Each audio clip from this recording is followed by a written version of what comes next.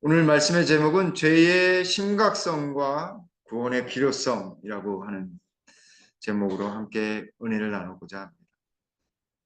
먼저 하나님의 말씀 로마서 3장 9절로 12절에 있는 말씀 제가 읽도록 하겠습니다. 그러면 어떠하냐? 우리는 나으냐? 결코 아니라. 유대인이나 헬라인이나 다 죄 아래 있다고 우리가 이미 선언하였느니라. 기록된 바 의인은 없나니 하나도 없으며 깨닫는 자도 없고 하나님을 찾는 자도 없고 다 치우쳐 함께 무익하게 되고 선을 행하는 자는 하나도 없나니 하나도 없도다. 아멘. 비가 많이 와서 금세 시내가 잠기고 또 차도가 또 물에 잠겼다고 중부지방에 이번 주에 많이 왔었고 또 지금은 아랫역에서 많이 내렸습니다.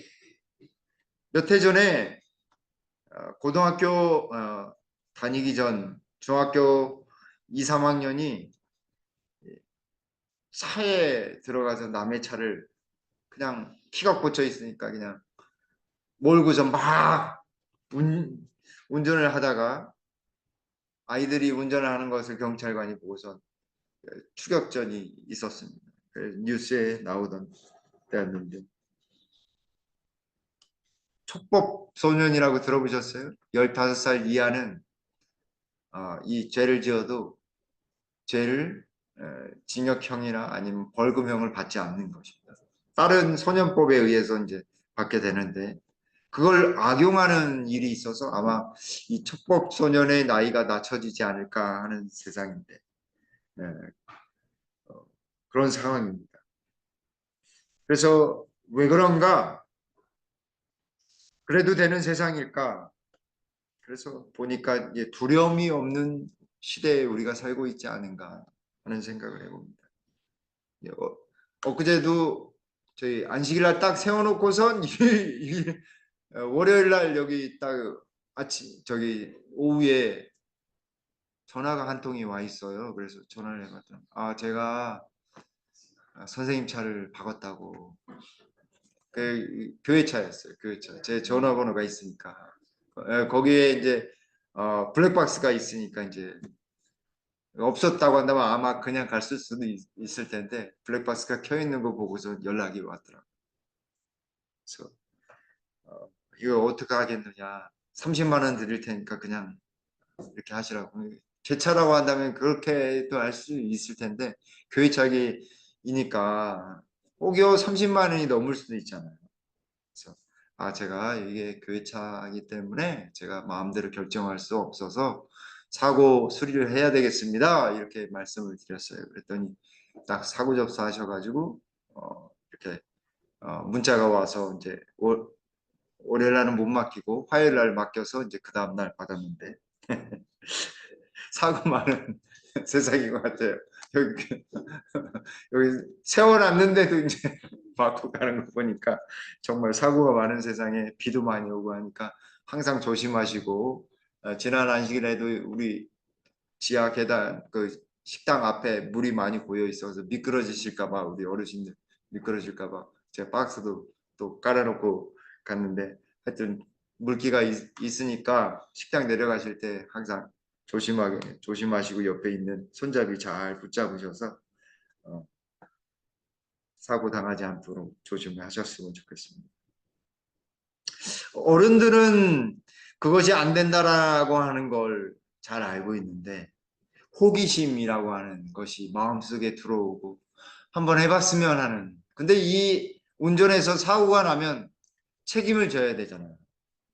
그렇지 않으면은 보험이 안 들어있으면 어, 보상을 해주던지 개인 돈으로 보상을 해주던지 아니면 이게 징역을 살아야 됩니다.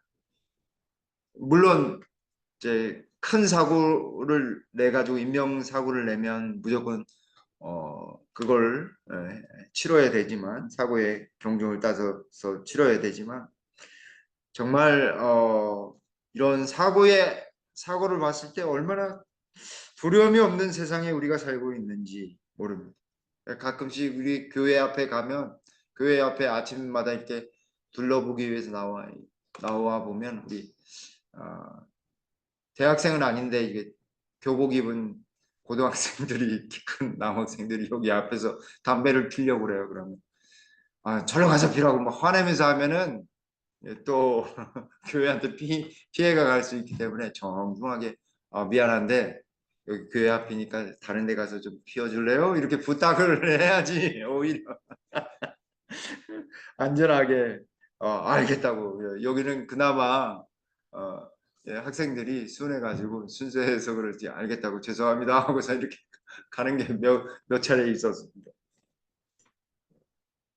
그렇게 조금씩 구별하고 두려워하고 학생들이 선생을 두려워하기도 하고 위정자들이 국민을 두려워하면 항상 정직하고 항상 법안에서 나라와 또 국민들을 위해서 여러 가지 일을 할 수 있음을 우리가 잘 알고 있습니다. 국민은 위정자나 지도자와 이 법이라고 하는 테두리 안에서 그들이 가진 권세를 인정하고 그들을 살펴보고 그들을 나중에는 또 선출도 하고 그러잖아요. 그죠? 근데 위정자들은 국민과 법을 잘 지키면서 그 두려움의 경계선에서 잘 이루어야지만 불법을 저지르지 않고 또 나중에 또 여러 가지 것들이 들추어져 가지고 지금은 안 나오더라도 나중에 또 나오면 그게 또 굉장히 큰 범죄가 될 수 있잖아요. 그래서 항상 그런 경계선을 두려움의 경계선을 잘 지킬 줄 아는 사람이 진정한 지도자가 될 수 있다라고 하는 말이 있습니다. 어쩌면 우리도 우리의 삶에서 하나님의 법과 그리고 세상의 법 속에서 우리의 두려움의 경계선에서 우리 자신을 지키고 있는지 그것이 우리를 보호해주고 있는데 우리는 아마 그 경계선 위에 칼날 위에서 막 다니고 있지는 않은지 모르겠습니다. 그래서 조금만 넘어서면 그 선을 넘어서면 뭐라고 하냐면 학생들 이게 원래 학업을 하지 않고 나가거나 이렇게 학교 가지 않고 이렇게 하면 뭐라고 하냐면 탈선이라고 합니다. 그치? 탈선. 이 기차가 철로에서 벗어나는 걸 탈선이라고 하잖아요. 그것도 학생들도 마찬가지고 사람들도 마찬가지인 것 같습니다. 이처럼 두려움이라고 하는 것은 모든 사람에게 있어서 이 경계선을 그어줄 수 있는 하나의 보이지 않는 선이 될 수도 있고 또 보이는 선이 될 수도 있습니다. 마치 도로교통법에서 자동차가 가기 위해서 뭐가 쳐져 있어야 되냐면 도로 위에 선들이 잘 그어져 있어야 돼요. 그죠? 중앙선과 실선과 점선이 잘 그어져 있어야지 그대로 가야지만 안전한 것입니다.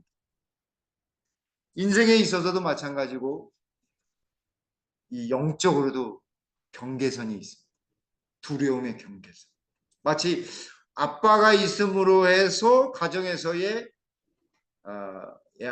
엄마나 아이들이 경계선을 이렇게 딱 없으면은 그 경계선이 사라지는 거랑 동일한 거예요. 엄마도 마찬가지고 자녀들이 있을 때나 없을 때나 또 다르잖아요. 그죠? 아무도 없으면 우리 집사님들, 여집사님들 어떻게 먹어요? 훅 해서 비벼 먹든지 대충 해서 이렇게 떠오셔가지고 막 드시잖아요. 근데 누구라도 있으면 챙겨 드려야 된단 말이에요. 챙겨줘야 된단 말이에요. 그런 게 하나의 경계선이라고 할 수 있는 거죠. 근데 우리는 영적인 사람들입니다. 그리스도인들이에요. 세상의 경계선도 있을 뿐만 아니라 또 무슨 경계선이 있냐면 죄와 의 사이에서의 경계선에서 우리는 항상 서 있는 거예요. 그 경계선을 넘을 것이냐 말 것이냐 그것은 우리의 선택이긴 하지만 그 경계선을 그리워주는 것이 무엇이냐면 율법이라고 하는 것입니다. 율법. 그래서 사도 바울은 뭐라고 이야기하냐면 그러면 어떠하뇨 우리는 나으뇨 결코 아니라 유대인이나 헬라인이나 다 죄 아래 있다고 우리가 이미 선언하였느니라.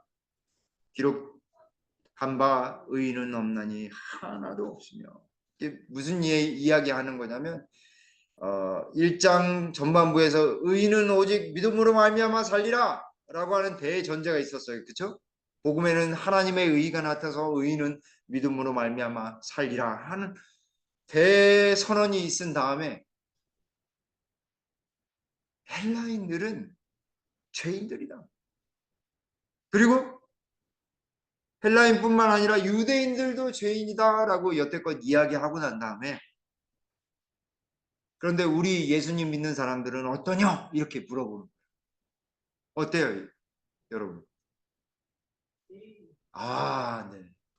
유대인이나 헬라인이나 예수 믿는 사람들이나 다 우리가 다 어떻다고요? 죄인이야.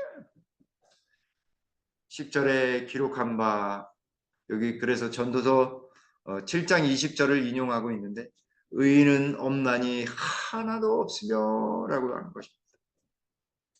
모든 사람이 죄다. 우리 건너편에 나리병원 아기들이 태어나는 곳인데 그 태어난 아기도 어때요? 죄인인 거예요. 사실. 유전인자로 들어와서 몸속에 있기 때문에 다 죄인이다라고 하는 것입니다. 근데 어떻습니까? 우리는 죄인처럼 살아요? 의인처럼 살아요? 나는 나는 아니다라고 생각하면서 살잖아요. 그래서 모든 사람들을 아닌 것처럼 사니까 어떻게 하냐면 다른 사람 말하게 되고 다른 사람 약점하게 비방하게 되고 그게 왜 그런가? 우리 속에 무엇 때문에 그래요? 죄 때문에 그런 것입니다. 그래서 보편적인 모든 사람이 죄인인 것처럼 예수님 안에서는 모든 사람이 어떻다라고 하는 걸 이야기하려고 하겠어요. 모든 사람이 의인이 될 수 있고 구원을 받을 수 있다라고 하는 것을 이 보편적인 죄와 정죄의 광범위한 이야기를 하면서 하나님은 이렇게 보편적인 죄 때문에 보편적으로 예수님을 믿는 사람들은 다 구원을 받을 수 있다라고 하는 사실을 알려주고 있는 거예요. 그러기 위해서 죄에 대해서 이야기하고 있는 거죠. 그래서 유대인이나 뭐 잘났다고 하는 유대인이나 뭐 많이 들었다라고 하는 이 헬라인 철학자라 할지라도 모두가 다 죄인. 그러므로 누가 필요하다고요? 예수님이 필요하고 구원을 받아야 된다라고 하는 것입니다. 그만큼 모든 사람이 죽을 수밖에 없지만 하나님이신 분이 이 땅에 오셔서 십자가로 말미암아 은혜를 베푸셔서 값없이 구원을 주셨다라고 하는 하나님의 원대한 구원을 사도 바울이 이야기하고 싶은 거예요. 그러기 위해서는 철저히 우리가 누구라고 이야기하냐면 죄인이다라고 하는 사실을 알려주고 있는 거죠. 얼마나 철저하게 죄인이다라고 이야기하냐면 깨닫는 자도 없고 자기가 죄인인 것도 깨닫는 자도 아무도 없고 하나님을 찾는 자도 없고 자기가 보기에는 하나님을 찾는 자도 없는 거예요. 자기 수준에서 보니까 없어요. 다 어떻게 해요? 치우쳤어요. 그래서 여호수아한테 하나님께서 모세가 뭐라고 했어요? 하나님 말씀을 통해서 좌로나 우로나 치우치지 말라. 그게 무슨 소리냐면 예수님 따라서 가는 길에서 좌로나 우로나 치우치지 말라라고 하는 거예요. 좌익, 우익 이런 말이 아니라 하나님 길에서 벗어나지 말라라고 하는 거죠. 근데 어떻다고 이야기하냐면 한쪽으로 치우쳤다. 어느 쪽일까요? 의 쪽이에요? 죄 쪽이에요? 죄 쪽인 거예요. 저를 포함해서 다 모두가 예수님 밖에 있으면 다 이렇게 죄 쪽으로 탁 치칠 수밖에 없어요. 그냥 정확하게 이 나침반의 바늘이 북쪽을 정확하게 가리키듯이 죄 쪽으로 쭉 치우칠 수밖에 없어요. 한 가지로 무익하게 되고 우리가 살아가면서 얼마나 유익한 거를 던져주고 있어요. 별로 없는 것 같습니다. 우리가 산소를 마시고 뭘 뿜어내요? 이산화탄소. 맛있는 거 먹고 화장실에 가서 안 좋은 거 내보내잖아요. 그죠? 입에서는 뭐예요? 에너지 먹고 입에서 좋은 말 합니까? 이 후에 또 이야기하기는 하겠지만 그렇지 않습니다. 선을 행하는 자도 하나도 없다. 없나니 하나도 없다. 강조하고 있어요. 없어요. 이렇게 딱 한 번만 이야기하지 않고 하나도 없다라고 이야기했어요. 왜냐하면 하나님 안에서 예수님 안에서만 행한 것이 진정한 선이기 때문에 그래요. 왜냐하면 하나님만이 선하시기 때문에 그렇습니다. 우리가 착한 일을 한다고 우리가 선해집니까? 그렇지 않아요. 성경적인 개념은 그렇지 않습니다. 아무리 돌을 닦는다고 해도 돌을 닦는다고 해서 그게 선해지지 않는다라고 하는 말입니다. 다윗도 이렇게 이야기했습니다. 어리석은 자는 그 마음에 이르기를 하나님이 없다 하는도다. 저희는 부패하며 가증한 악을 행하며 선을 행하는 자가 없도다. 이 말을 사도 바울은 함축하고 있는 것입니다. 마음에 부패하고 가증을 행하고 선을 행해야 되는데 선을 행하지 않고 심지어는 3절에 각기 물러나 함께 더러운 자가 되고 선을 행하는 자가 없나니 하나도 없도다 라고 이야기하고 있어요. 그래서 한번 자세히 한번 간단하게 그 6가지를 살펴보면 의는 없나니 하나도 없다라고 했어요. 사실 로마서의 핵심적인 핵심 키워드는 의입니다. 복음에는 하나님의 무엇이 나타났어요? 의가 나타났어요. 근데 그 의가 누구예요? 예수님이에요. 예수님의 무슨 사역이에요? 십자가 사역. 십자가. 그게 의예요. 그래서 예수님을 믿는 사람은 죄인이 아니라 의인이 된다라고 사도 바울이 이야기해 주고 있는 것입니다.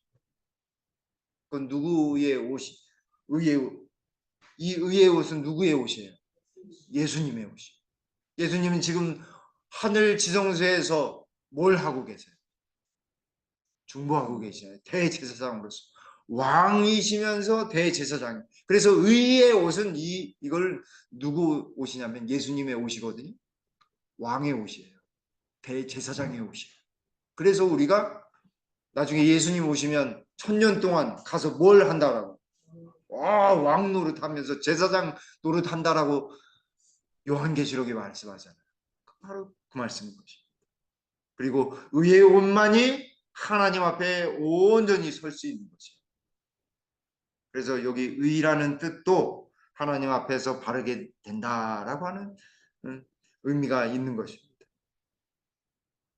또 한 가지는 반대로 좀 생각해 볼 필요가 있어요. 11절에 깨닫는 자도 없다라고 했으니까 우리가 날마다 어떻게 해야 되겠습니까? 깨달아야 돼요. 뭘 깨달아야 될까요? 우리가 죄인인 것을 깨달아야 돼요. 예수님 안에서 의인이 될 수 있다라고 하는 사실을 깨달으려면 더 깊이 깨달으려면 우리가 정말 죄인이다라고 하는 사실을 영적으로 너무 무지하고 너무 도덕적으로 악할 뿐이다라고 하는 사실을 이기적이다라고 하는 사실을 절실히 깨달은 그 순간이야말로 예수님이 온전히 보이기 시작하는 것입니다.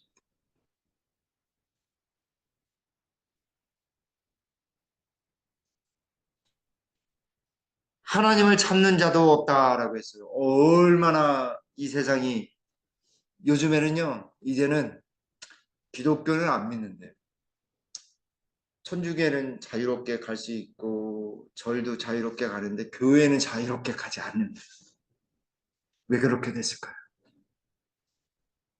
세상이 악으로 가득 차 있기 때문에 죄로 가득 차 있기 때문에 결국 하나님을 찾지 않는 것은 숨는 거거든요.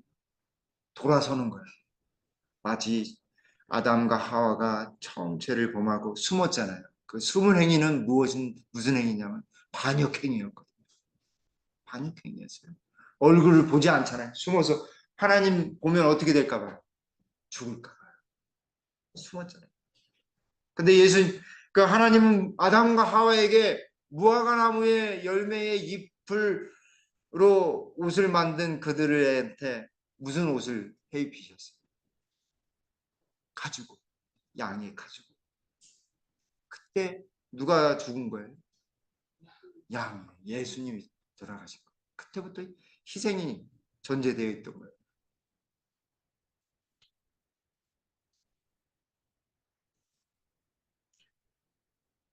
하나님을 찾는 것에 실패할 뿐만 아니라 고의적으로, 그래서 여러분 그 영어로 God을 God잖아요. 그걸 거꾸로 하면 Dog가 돼요. dog예요, dog. 그래서 한국말로, 그래서 기독교를 독교 이렇게 표현을 해요. 그 정도로 사람들이 얼마나 악해졌는지. 다섯 번째는 무익하다라고 했어요. 이로운 것이 하나도 없다. 우리에게서 나는 것이 이로운 것이 하나도 없다라고 하는 것입니다. 죄를 미워하면서도, 제가 나쁜 줄 알면서도 어때요? 담배가요, 그렇게 나쁜 거 알면서도 못 끊는 게, 이게 뭔지 아세요? 중독이라고 들어보세요. 술 마시는 거, 알코올 중독자들이 술이 나쁜 걸 알면서도 나중에는 이게 어느 정도 딱 임계점에 딱 도달하면요, 이제는 사람이 술을 먹는 것이 아니라 술이 사람을 먹어버려요. 뇌를 다 망가뜨리고 간을 다 망가뜨려 가지고 완전히 그 사람도 망가지고 가족들도 망가지고 다 망가지는 거죠. 마지막으로 선을 행하는 자는 하나도 없다는 것입니다. 아무리 좋은 일을 해도, 아무리 좋다라고 이야기해도 어때요? 우리 마음속에는 누가 제일이에요? 내가 제일, 내가 제일, 내가 제일.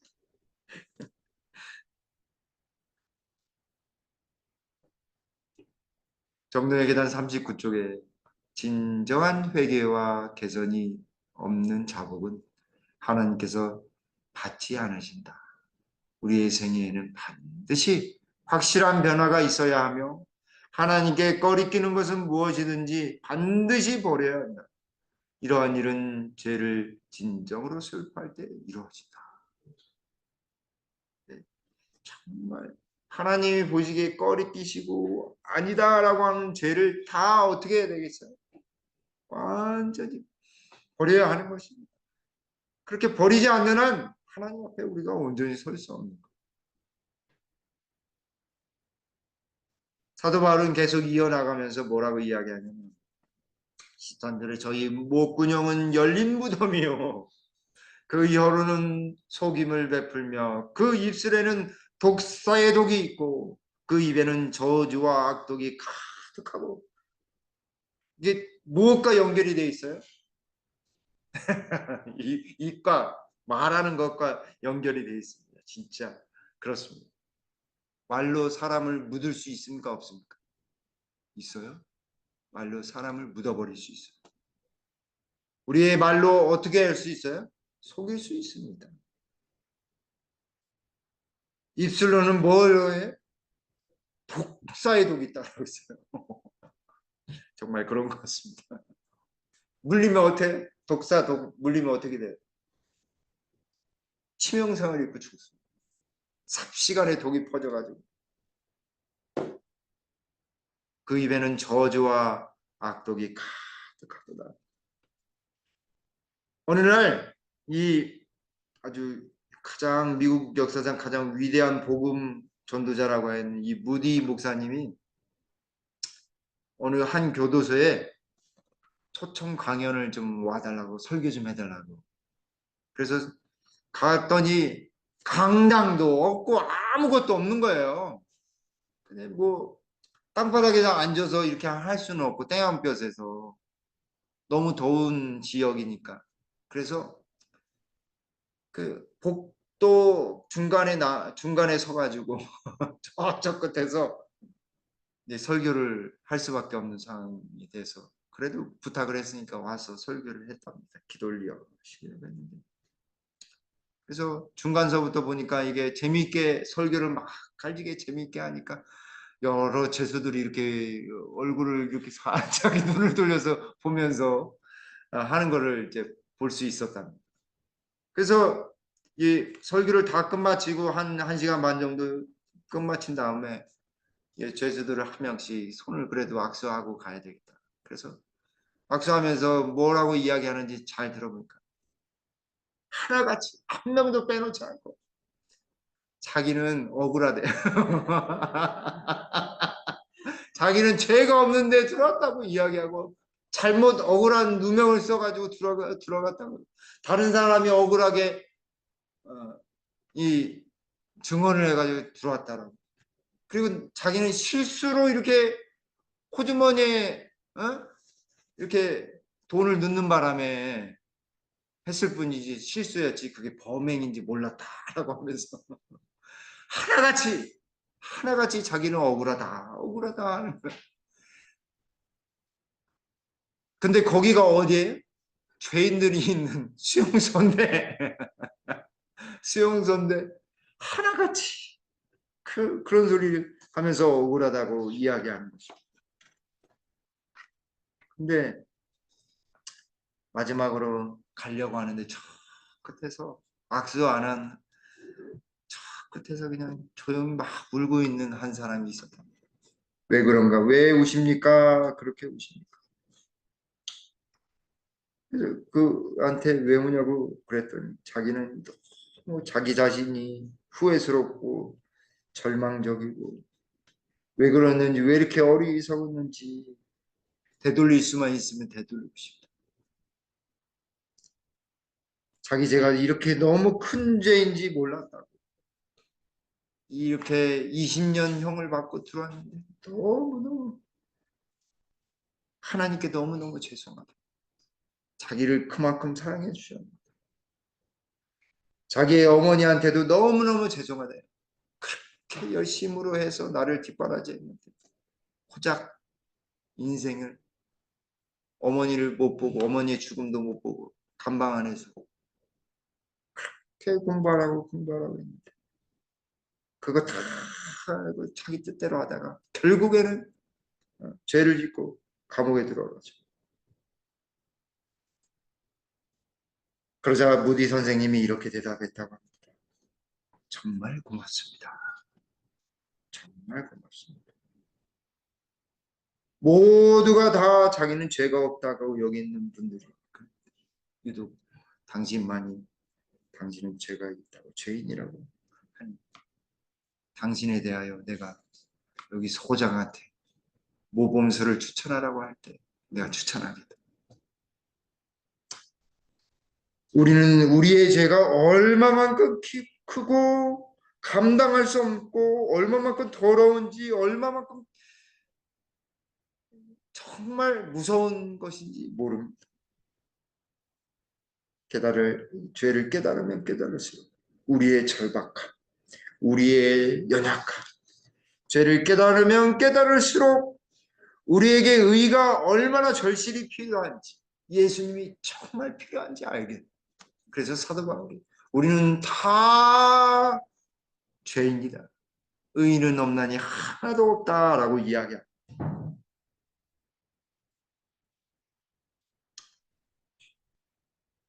그 예수님께서도 입에서 나오는 것들은 마음에서 나온 것이니 이것으로 말미암아 이것이야말로 사람을 어떻게 한다라고요? 더럽게 한다. 우리의 입에서 나오는 말 그 자체가 어디에부터 나온다고요? 마음으로부터 나와요. 그래서 말을 잘 해야 됩니다. 말 한마디 천냥 뜻을 갖는데 우리의 마음이 막 표현이 되는 거예요. 우리의 품성이 표현이 되는 거예요. 아, 저 사람은 어떤 사람이구나 하는 것을 우리의 말로 다 알 수 있는 것입니다. 그래서 야고보는 이 야고보서 3장 8절에 혀는 능히 길들일 사람이 없나니 아무도 길들일 사람이 없는 것 같아요. 그죠? 쉬지 아니하는 악이요 죽이는 독이 가득한 것이라. 여기 로마서 3장 13절에 그 입술에는 독사의 독이 있고라고 하는 말처럼 정말 그렇습니다. 말을 정말 잘해야 되는 것. 로마서 14장 10절에는 내가 어찌하여 내 형제를 비판하느냐, 어찌하여 내 형제를 업신여기느냐. 우리가 다 하나님의 심판 앞에 서리. 의인이든지 악인이든지 하나님 앞에 분명히 설 것입니다. 근데 여기 형제를 비판하는 것은 형제를 어떻게 하는 것이다 라고 이야기하고 있어요. 업신여긴다 라고 합니다. 업신여기기 때문에 그런 비판을 한다. 그래서 사도 요한은 그래서 여기 요한일서 3장 15절에 그 형제를 미워하는 자마다 무엇하는 자니? 충격, 살인하는, 미워하는, 비판하고 업신여기는 면 이거는 진짜 살인하는 단계로 나아가는 거죠.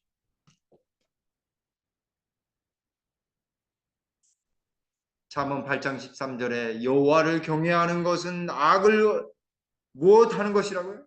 악을 미워하는 것이라. 비판하고 여기 그래서 교만, 거망, 악한 행실과 패역한 입을 미워하느니라고 해서 구체적으로 이야기했어요.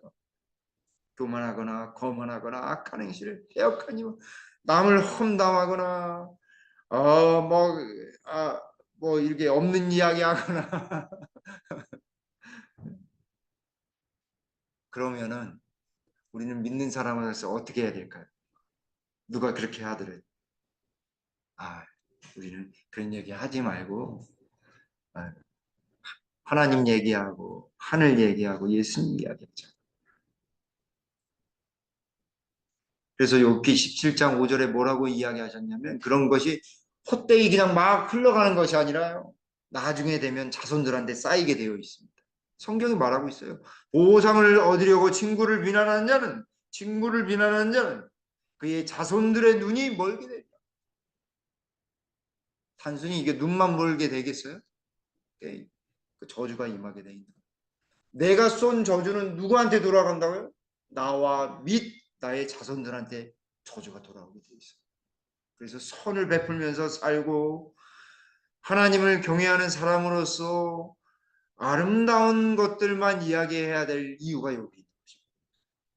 정말 그렇습니다. 정말 그렇습니다. 많은 사람들은 저희의 심령의 상태에 관하여 속고 있다. 그들은 육신에 속한 마음이 만물보다 거짓되며 몹시 악하다는 사실을 깨닫지 못하고 있다. 우리 자신이 말하고 있는 거야. 나는 막 있는 사실만 이야기해. 나는 거짓말 안 하고 나는 그 사람에 대해서 좋은 말만 하고 있다라고 이야기하는 걸로 생각되지만 사실은 결국 그걸로 어떻게 돼요? 사단은요 그걸 이용해 가지고 내가 시험에 들게 만들어요. 제가 경험해 보니까 그런 거. 좋은 뜻에서 이야기했는데 나의 의도를 의심해 버리거나 나쁘게 생각하게 되면요. 그 아무리 좋은 말도 오해를 받게 되더라고요. 그들은 저희 자신의 의로 스스로 감싸고 있으며 그들 자신의 인간적인 품성의 표준에 도달하는 것으로 만족하고 있다. 우리 수준에서 만족하면 안 되는 거예요.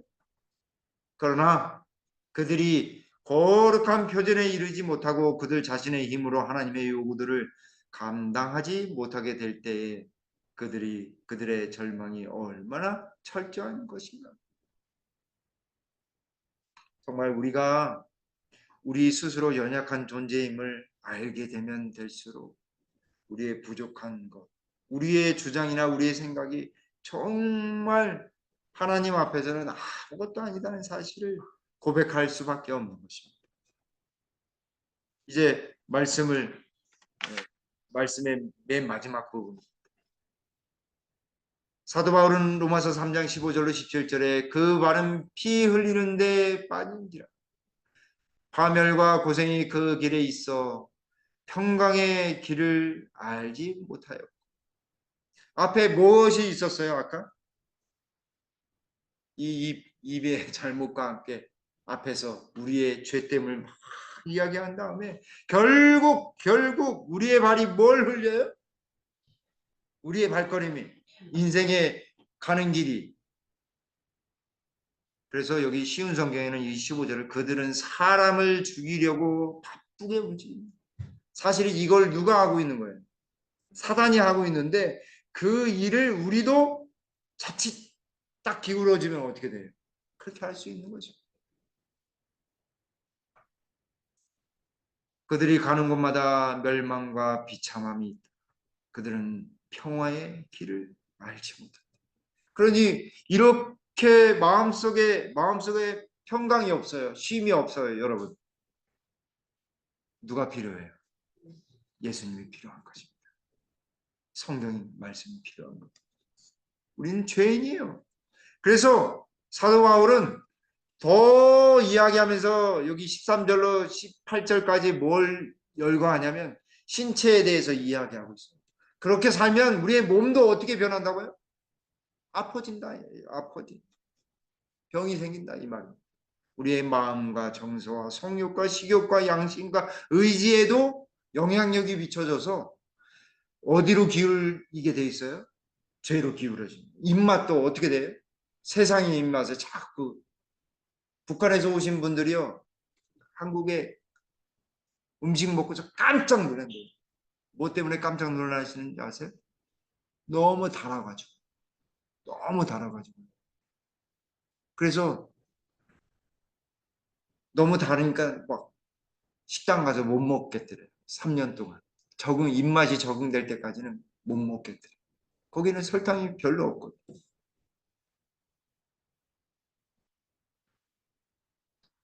사람들이 사실은 다른 사람들을 해치는 것처럼 보이지만요. 그것이 다시 누구에게 돌아온다라고 했어요? 나에게 돌아와서 내 자신이 변화함으로써 누구를 반역하게 되는 거예요?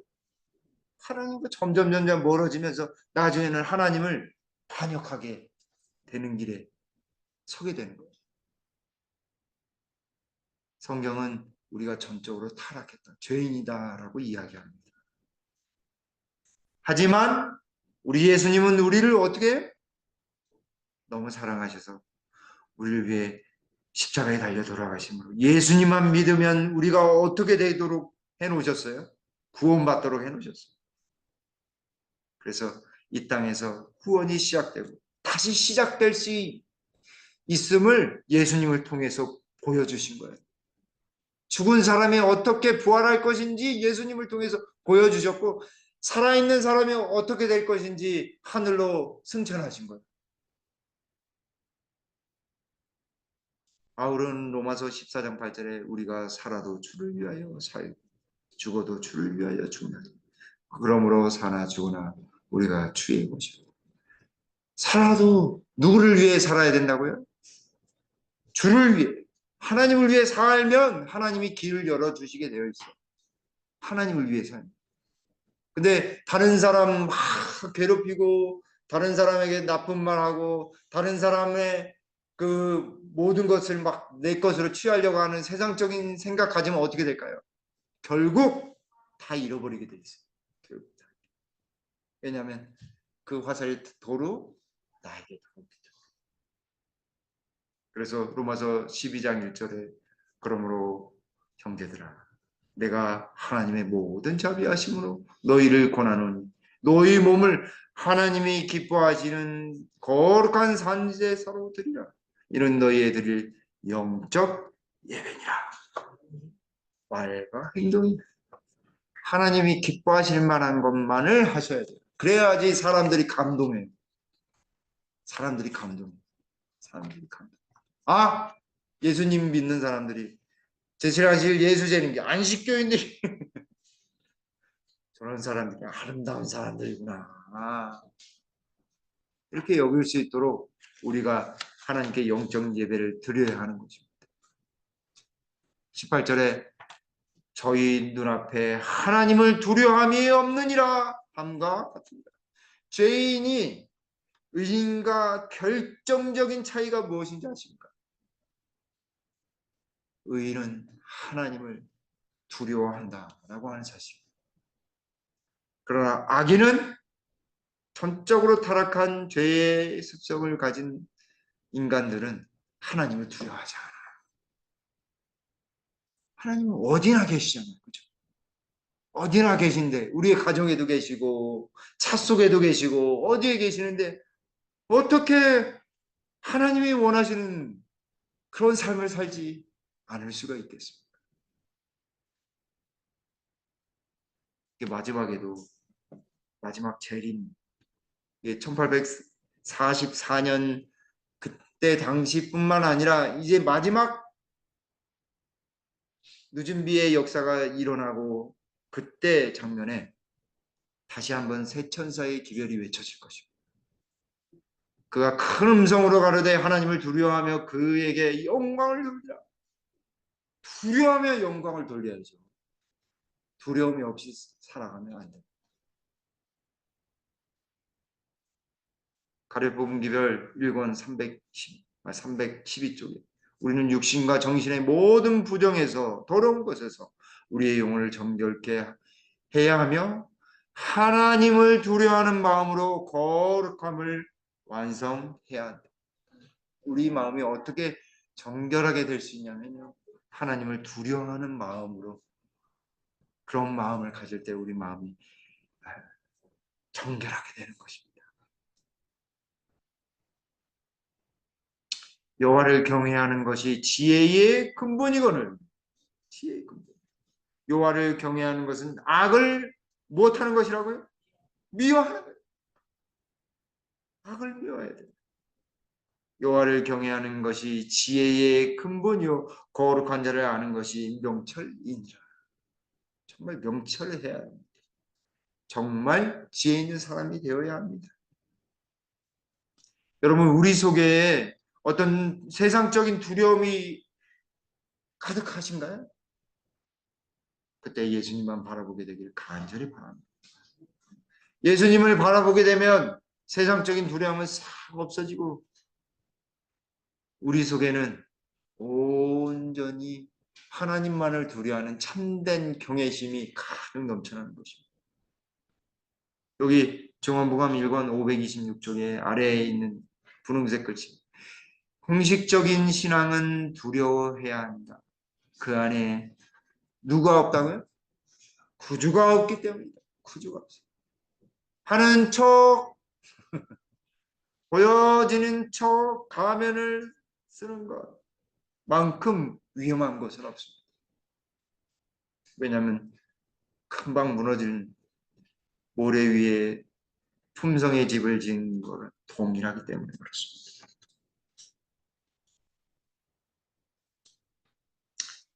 한 사람이 포도나무를 심고 있었습니다. 갑자기 악마가 나타나더니 물어보았습니다. 이게 무엇입니까? 포도나무입니다. 포도나무가 뭡니까? 단맛과 신맛이 나는 익으면 아주 맛있는 열매입니다. 이 열매를 발효시키면 술이 되고 열매를 이렇게 착즙해서 그냥 신선하게 먹으면 맛있는 주스가 됩니다. 라고 하는 설명을 듣자마자 악마가 포도나무 밑에 양도 잡아놓고 사자도 잡아놓고 돼지도 잡아놓고 원숭이도 잡아가지고 거기에 피를 다 섞어서 뿌렸답니다. 그때부터 사람이 포도주를 마실 때마다 첫 잔을 마실 때마다 양처럼 순해지고 두 잔을 마시면 사자처럼 사나워지고 세 잔을 마시면 돼지처럼 추잡해지고 네 잔을 마시면 원숭이처럼 팍 짓거린답니다. 그렇게 됐답니다. 그냥 우화예요, 우화. 술은 이처럼 사람을 변화시켜서 광대로 삼아서 연극하는 사람처럼 만들어버려. 자기를 잃어버리는 것이죠. 술을 많이 마시면 많이 마실수록 6가지를 잃어버린다고 해요. 첫 번째는 건강을 잃어버려. 두 번째는 재물을 잃어버려. 왜냐하면 그걸 살려고 막 지혜를 잃어버려. 그리고 사랑하는 사람도 잃어버려. 신용도 잃어버리고 평화도 잃어버린다고. 술집 주인은 술꾼을 좋아하지만 술꾼이 사위가 되는 것을 싫어한다. 술을 많이 마시는 사람은 유산 속에는 질병과 가난과 불화가 가득하고 결국에는 자기 자신과 함께 주인인 사람들을 불행에 빠지게 합니다. 사랑하는 성도 여러분, 우리가 연약하고 죄인인 것을 잘 알아야지만 우리 예수님이 가장 필요한 것을 더 느끼게 될 것입니다. 저와 여러분들이 예수님 안에서 온전히 서며 하나님만을 두려워하는 우리 모두가 되길 간절히 바라면서 말씀을 줄이겠습니다. 아멘. 아버지 하나님, 우리가 얼마나 연약하며 우리가 얼마나 죄된지 다시 한번 깨닫게 도와주셔서 주님 감사합니다. 그래서 예수님을 바라볼 수 있음에 주님 감사합니다. 그리고 하나님 말씀을 다시 생각할 수 있게 해주시오니 너무나 감사합니다. 우리가 온전히 예수님만을 바라보면서 하나님을 두려워하며 모든 사람들에게 그 그리스도의 사랑을 온전히 나타내는 주님의 참 백성 될 수 있도록 인도해 주시옵소서. 돌아가는 발걸음도 주님의 귀한 천사가 안전하게 보살펴 주시옵기를 우리를 심히 사랑하시는 예수님의 이름으로 간절히 기도 올리옵나이다. 아멘.